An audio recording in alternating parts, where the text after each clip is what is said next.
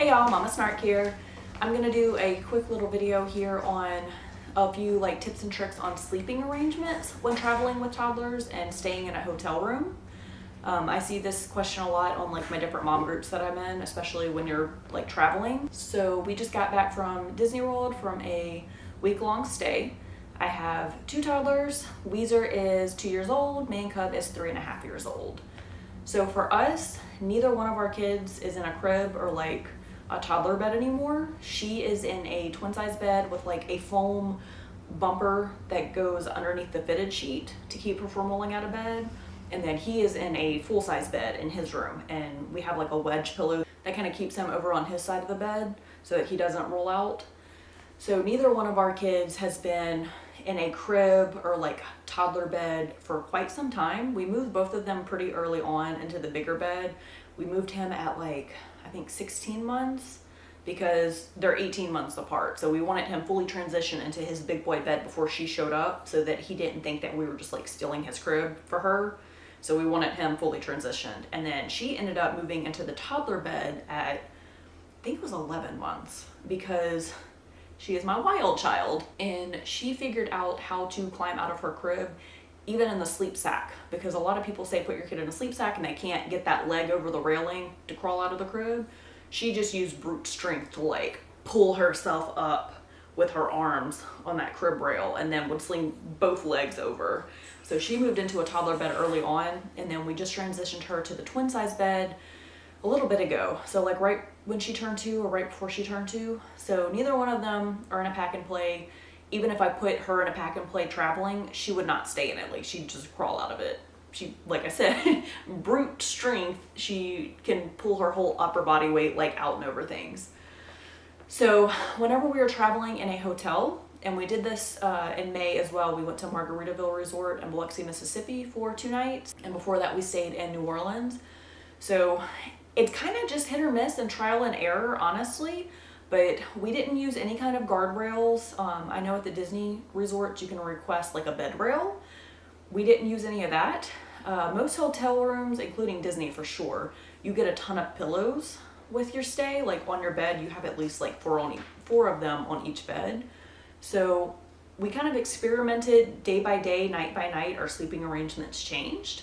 So some of the nights we would put both kids in the same bed, and we would just put pillows on either side of them, and then also on the floor in that nook between the wall and the bed in case one of them happened to roll out of bed. But I mean, they're both small enough that they were both able to fit side by side in the big bed with a pillow on the side to just not roll out of it.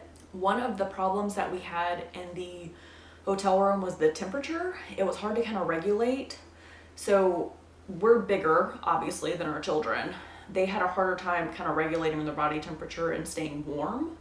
So a lot of the nights, even if we started out with both of them in the same bed in the beginning of the night, they would end up getting cold and kind of waking up. So we would end up just kind of swapping around. And honestly, we found out what worked best for us throughout the stay was just each of us sleeping with a toddler, which we don't co-sleep at home. They each have their own bed that they sleep in overnight. But traveling, like I said, it was hard to kind of regulate the temperature of the room, so they would get cold and need our body temperature to warm them up so that we didn't have the temperature set too high so that we were sweating at night, because both of us sleeping together, it gets hot. So we would kind of alternate who slept in which bed with which kid throughout the night. It was just kind of wherever we landed before we went to sleep. So we found that worked best for us. We also had a fifth sleeper room. So we had that fifth pull down bed. It was kind of not quite the size of a twin bed, but bigger than a toddler bed. And one of the nights, I think my 2-year-old slept on that for a little bit, but ultimately ended up in bed with us. So you do have options. You can request a pack and play through some hotels that you stay at. Through Disney for sure, you can request a pack and play. But like I said, our kids don't sleep in that at home, so they're not going to sleep in that on vacation.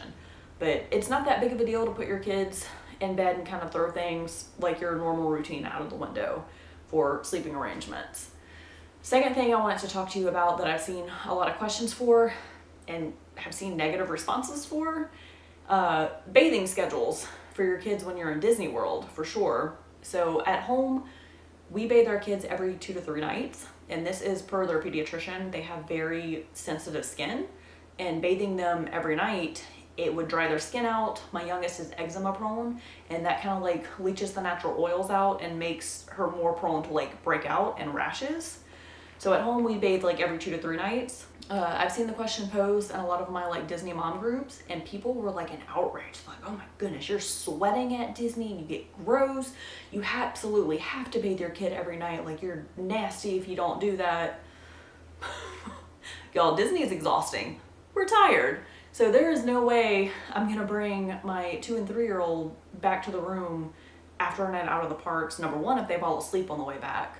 Number two, we're all just exhausted and they're half asleep. I'm not waking my kid up to put them in the bathtub at the end of a park day. Like, I'm just not doing it.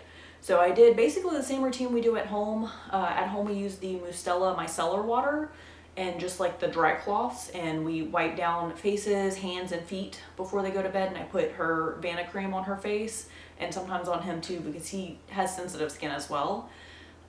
Mustela does make white packs, which I've traveled with. For this trip, I just did the water wipes. I got the travel size packs at the Target dollar spot. I think it was like $2 or $3 for the little travel pack, but those are good on sensitive skin. So like, we would just wipe them down like we normally do at home and put the cream on their face and put them to bed. So we did not bathe every night while we were in Disney World, even though we went when it was really hot. We found the best bathing schedule for us, honestly. So we were staying on property. So it was easy for us to take Disney transportation back to our resort midday, which we did every day but one of the days. Our last day there, we just went hard all day.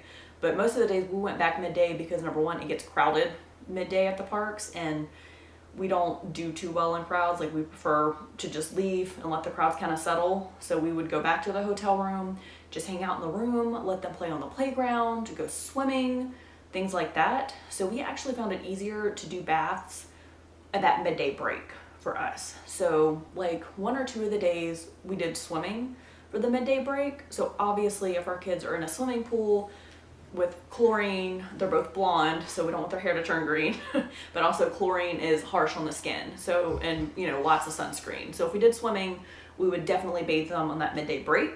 Otherwise, like, we'd come back, take a break, recoup, and then, you know, we tried to nap. Our kids did not nap at all this entire trip. But we found it, like I said, just easier to go ahead and do bath. Then change, get kind of refreshed, and then head back to a park for the evening time. So we would head back to the parks at like 4 to 6 p.m. based on what park and how late they stayed open.